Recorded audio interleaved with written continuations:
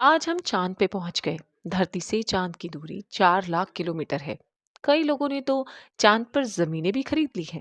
लेकिन कभी एक सवाल मन में आया कि हम अपनी धरती को कितना जानते हैं। चाहे वो एवरेस्ट सबसे ऊंची पहाड़ी चोटी हो या समंदर का सबसे गहरा हिस्सा।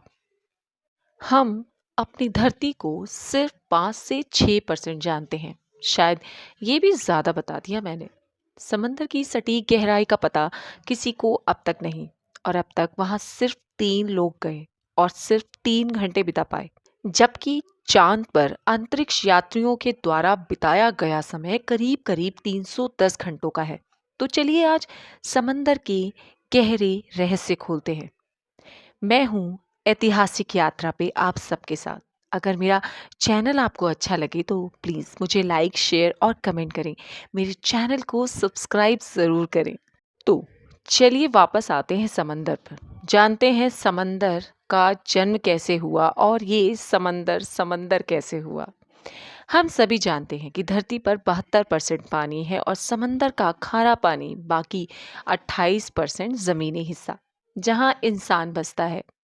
इस 72% में भी 20% समंदर को ही हम जानते हैं, देखते हैं और इस पर बात करते हैं। बाकी के 52% समुद्र के बारे में हम कुछ नहीं जानते। 100 करोड़ साल पहले समंदर का जन्म हुआ। धरती अपने शुरुआती दौर में बेहद गर्म हुआ करती थी। धीरे धीरे समय के साथ धरती का वातावरण बदलना शुरू हुआ। धरती पे बारिश होने लगी। बारिश होती गर्म धरती पर गिरती और भाप बनकर हवा में तैरने लगती। ये सिलसिला कई हजार लाख सालों तक चलता रहा, क्योंकि समंदर की उत्पत्ति को 100 करोड़ साल से भी ज्यादा बताया जाता है। तो ये प्रक्रिया निरंतर चलती रही। इस प्रक्रिया से धरती धीरे धीरे ठंडी होने लगी। अब ये प्रक्रिया, क्योंकि ठंडी जगहों पर अगर बारिश होती है तो वह भाप बनकर उड़ती नहीं है और वो वहीं बैठ जाती है। इसी प्रक्रिया के परिणाम स्वरूप जन्म हुआ समंदर का। खारा पानी जमीन को सारा पानी जमीन को काटकर एक गड्ढा बनाने लगा, जिसमें पानी जमा होने लगा जो समुद्र में तब्दील होता चला गया। धरती के ठंडे होने के कारण समुद्र का जन्म हुआ और इंसान ने अपनी सहूलियत के हिसाब से इसके हिस्से कर दिए और कई नए नाम रख दिए। पैसिफिक ओशन यानी प्रशांत महासागर सबसे बड़ा है, जिसकी गहराई आज तक मापी नहीं जा सकी है। लेकिन लोगों को जानने की जिज्ञासा हमेशा से रही है कि ये कितना गहरा होगा। तो लोगों ने इसके विषय में ढूंढना भी शुरू किया। तो पता चला कि समुद्र की जो एवरेज गहराई है वो 12,000 फीट है, लेकिन जो सबसे गहरी जगह है वो 36,000 फीट है। समंदर के सबसे गहरे हिस्से में जब मनुष्य पहुंचा तो वो सिर्फ 10,000 फीट तक ही एक्सप्लोर कर पाया। उससे नीचे खतरा था। 1875 में पहली बार पता चला कि प्रशांत महासागर 36,000 फीट गहरा है। इसे चैलेंजर डीप या मैरियाना ट्रांस भी कहा जाता है। लेकिन हाल ही के दिनों में इसकी गहराई पे नए सिरे से बात होने लगी, क्योंकि अवतार के निर्देशक जेम्स कैमरून का कहना है कि ये एक बेहद खास अनुभव था। वर्टिकल टारपीडो ने पश्चिमी प्रशांत को तोड़ दिया। रिकॉर्ड बन चुका था। नेशनल जियोग्राफिक एक्सप्लोरर और जेम्स कैमरून वहां से वापस आए। ये सबसे गहरा और 12,000 मीटर एक्सप्लोर प्लेस था। American retired naval captain Don Walsh, जो 1960 में चैलेंजर डीप में उतरे थे, जेम्स कैमरून को वापस सुरक्षित आने पे बधाई दी। इन लोगों में लेट स्विस इंजीनियर जैक्स पिसकार्ट और डॉन वॉश अब इस क्लब के नए मेंबर हैं।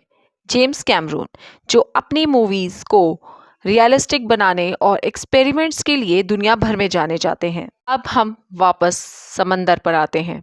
आखिर इस गहराई में क्या है?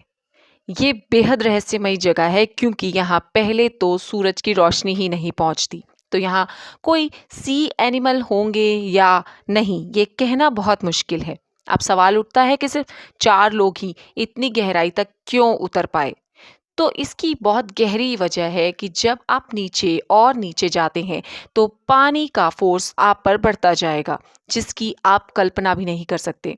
इससे उल्टा हम जब अंतरिक्ष में होते हैं तो वहाँ ग्रेविटी नहीं है, तो हम पर कोई भी प्रेशर नहीं होता और हम वहाँ फ्री सर्वाइव कर सकते हैं।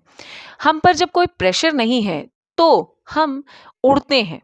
वहाँ ग्रेविटी ना होने की वजह से वहाँ लोग उड़ते हैं, मतलब कि तैरते हैं। समंदर इसलिए भी खतरनाक है क्योंकि यूनिवर्स में हमें कोई खतरनाक सी एनिमल्स का डर नहीं है। अब ये खतरनाक सी एनिमल्स कितने डेंजर या कितने खतरनाक हो सकते हैं, इसका अंदाजा भी लगाना मुश्किल है। इसी से लगाइए कि एक जेलीफिश अगर सिर्फ इंसान को छू भर दे तो कुछ ही सेकंड के 100वें हिस्से के वक्त में इंसान का नर्व सिस्टम बंद कर देती है। समंदर में इतना मलबा है कि अगर उसे बाहर निकाला जाए तो एक बड़ा मुल्क भर जाएगा। टाइटैनिक का मलबा याद है ना आप सबको? आपको जो समंदर की गहराइयों में 111 साल से पड़ा है। समुद्र में करीब 30 मिलियन जहाजों का मलबा पड़ा है। समंदर के अंदर भी पहाड़ होते हैं, ये भी एक रहस्य है क्योंकि समंदर इतना गहरा है कि पहाड़ हैं। एक सर्वे के अनुसार समुद्र में 1 लाख से ज्यादा पर्वतनुमा क्षेत्र हैं। धरती की जमीन पर सबसे ऊंचा पहाड़ एवरेस्ट है जो नेपाल तिब्बत सीमा पे स्थित है, जिसकी ऊंचाई समुद्र तल से 8,850 मीटर है। लेकिन आप अंदाजा भी नहीं लगा सकते कि समंदर में सबसे ऊंचा पहाड़ कितना होगा। समुद्र तल से इस पहाड़ की ऊंचाई 4,207 मीटर है, लेकिन ये पहाड़ समुद्र के अंदर 6,000 मीटर नीचे है। तो इसकी कुल लंबाई 10,211 मीटर है और ये पहाड़ है अमेरिका के नजदीक पैसिफिक ओशन में, जिसका नाम है मौना किया माउंटेन। समुद्र की इतनी गहराई में होने पर भी मोना किया माउंटेन ज्वालामुखी माउंटेन है। यदि हम फीट की बात करें तो माउंट एवरेस्ट 29,035 फीट, जबकि मौना किया 32,808 फीट ऊंचा है। समंदर के सभी पहाड़ों की ऊंचाई को ज्ञात करें तो ये 64 किलोमीटर हो जाएंगे। है ना हैरान करने वाली बात कि समुद्र के अंदर इतने और ऊंचाई पे रहने वाले पहाड़। बात करें अगर समुद्र के अंदर जीव जंतुओं की, पेड़ पौधों की, तो 2 लाख जीव जंतुओं की स्पीशीज पाई जाती हैं। खूंखार से खूंखार जीव हमें समंदर की गहराइयों में ही मिलते हैं। अब एक सवाल जहन में आता है कि समंदर का पानी खारा क्यों होता है? तो समंदर में सबसे ज्यादा नमक नदियों से आता है। ये पहली वजह महासागरों और समुद्रों के पानी में सबसे अधिक क्लोरीन और सोडियम के मॉलिक्यूल्स मौजूद होते हैं। ये दोनों क्लोरीन और सोडियम मिलकर महासागर में घुले मॉलिक्यूल्स का 85% हिस्सा बनाते हैं और इसलिए समुद्र का पानी पूरी तरह खारा होता है। ये है दूसरी वजह। वैसे हमें बचपन में कहानी सुनाते थे कि बनिए की चक्की से नमक आज भी निकल रहा है। कमेंट में बताना कि किस किस ने ये कहानी सुनी है।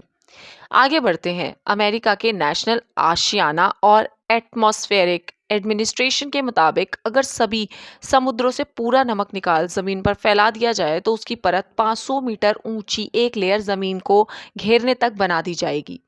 समंदर का पानी कभी खराब नहीं होता क्योंकि वो हमेशा चलता रहता है।